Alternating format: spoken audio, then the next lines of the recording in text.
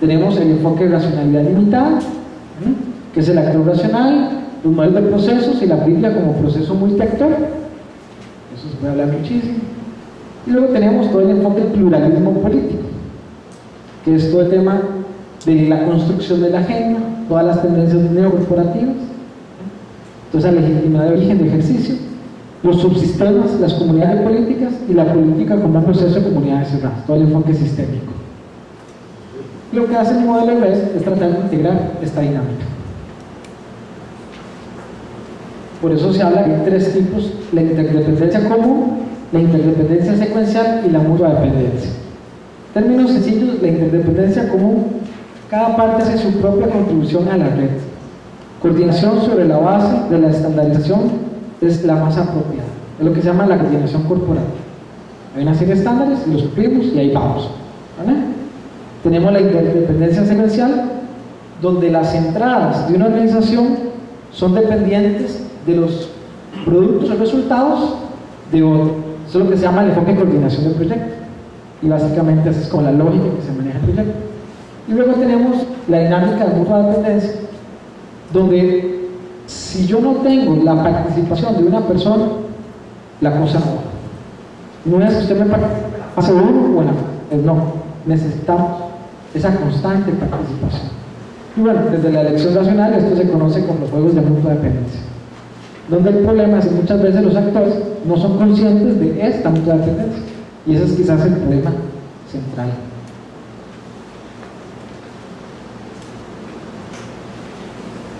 Entonces, con la política pública nos vamos a encontrar que tenemos marcos jurídicos y marcos institucionales, y la política transita como esas dos bandas, hasta donde el marco competencial, las leyes me dicen qué puedo hacer y cuáles son las instituciones que intervienen parcial o totalmente en ese proceso, y esa dinámica de combinación me lleva a la implementación.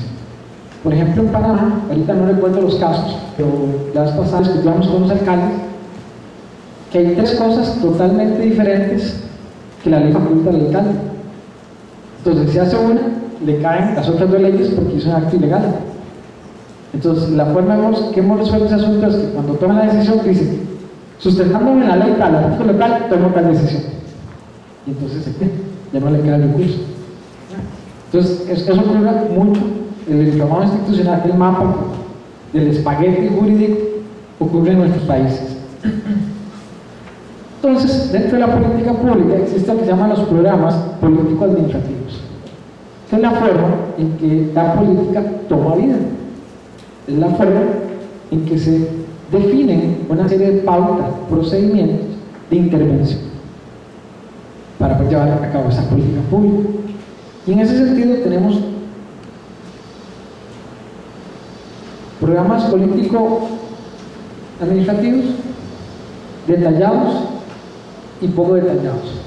Cuando son muy detallados, genera una homogeneidad. Cuando son poco detallados, generan heterogeneidad. ¿Qué significa esto?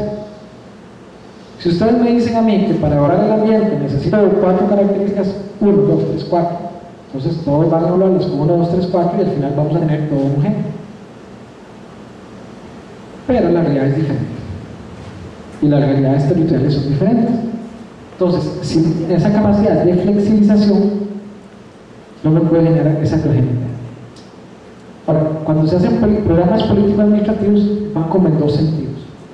Uno es en la coordinación interinstitucional, es decir, hay programas que lo que me tutela, me regula, es la forma, y otros me regulan el fondo.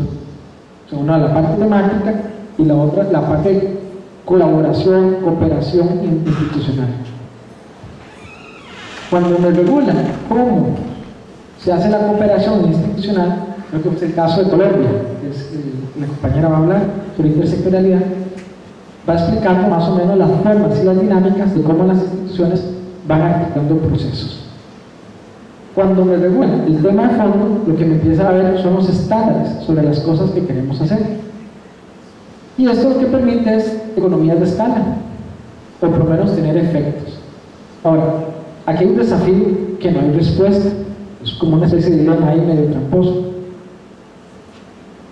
Cosas muy detalladas por el fondo y la forma se hacen rígidas, y cosas muy poco detalladas o poco detalladas por el fondo y la forma generan dispersión de heterogeneidad. Todo depende del tema en que se está trabajando. Y esto es fundamental. Por ejemplo, nosotros hicimos una capacitación en Panamá a las 600 autoridades electas. Y esa capacitación nos costó 10.000 euros. Teníamos más plata, pero al final logramos que todas las instituciones del gobierno de Panamá, vinculadas al tema local, se sentaran en una mesa y dialogaran entre sí. Y entre ellas empezaron a intercambiarse manuales, metodologías, y empezamos a homologarlas. Y al final nosotros íbamos a impulsar un proceso y terminé regañado porque me hice, y cuando tenía que entregarle su subvención nominativa, lo había economizado con 80.000 euros. Salí con regañado. Pero bueno, ese es el problema. A veces las instancias no saben coordinarse o falta un proceso de coordinación. Entonces, ¿por qué la planificación estratégica de la política pública? Y eso es lo que se denomina como el sueño del buen gobierno, ¿verdad? ¿Por qué? Porque es un instrumento para dar coherencia a los diversos actos del gobierno. ¿Cómo pasar de políticas de gobierno a políticas de Estado? De una planificación estratégica de las mismas. Es como para ir dando tips, ¿verdad? Porque ya se adopta una visión del proceso a largo plazo. Se establecen las prioridades en el interés público. Se define el interés público de forma que se hace menos sensible a las pasiones político-partidarias. Superar la visión de corto plazo y promover procesos de desarrollo integral, cohesión social, cohesión territorial y cohesión económica. Y trascender el modelo de control de procedimientos a un sistema de gestión de resultados. ¿Qué pasa, por ejemplo, en Centroamérica? Muchos ministerios son muy débiles y lo que están cargados son de proyectos. Entonces, a veces el director de un proyecto, de un ministerio, maneja más poder que el propio ministro, ¿no? Y es una realidad que ocurre. Entonces, con ese enfoque, lo que se está desarrollando es ese proyecto, no el ministerio. Hay un problema de fortalecimiento institucional. Se acaba el proyecto, se van los técnicos, y no quedó base institucional para dar continuidad. Entonces, la planificación estratégica como instrumento y proceso lo que busca es definición de objetivos a corto, mediano y largo plazo, es ver ese futuro, las acciones y tareas que me van a llevar a ese proceso a partir de una serie de acuerdos políticos y sociales. Y esto requiere un proceso fuerte de toma de decisiones, pero una rigurosidad en el marco conceptual, porque si no las cosas se caen. Hay que saberlas defender, hay que saberlas proponer, tienen que tener criterios. Y aquí hay un dilema entre lo que se podría llamar cómo armonizar una gestión pública por objetivos, la planificación operativa y la planificación estratégica. Ahorita vamos a ver cómo se desagrega eso, pero la planificación estratégica se basa en la sumatoria de planificaciones operativas. Sin embargo, lo operativo consume o deja de lado lo estratégico, ¿verdad? Y se pierde esa acción. Y lo operativo tiende a diluirse a veces por la administración por objetivos. O sea, a mí me toca sacar 3 publicaciones y saco las publicaciones, independientemente si estoy pensando en la difusión de los resultados o no, Entonces, si no hay un liderazgo claro y si no hay una visión clara y además no se ha sensibilizado el proceso, las cosas se caen. Yo una vez trabajé en una institución y esta institución consiguió unos fondos como $250.000 para hacer una planificación estratégica interna. Trajeron a los mejores de Estados Unidos, trajeron a los mejores de Europa, hicieron la planificación, se definieron las áreas estratégicas temáticas, todo perfecto. Pero la gente no conocía Centroamérica, no conocía la realidad. Se construyó tan bien, tan importante, tan carga como hacemos en Costa Rica, que era imposible de ejecutar.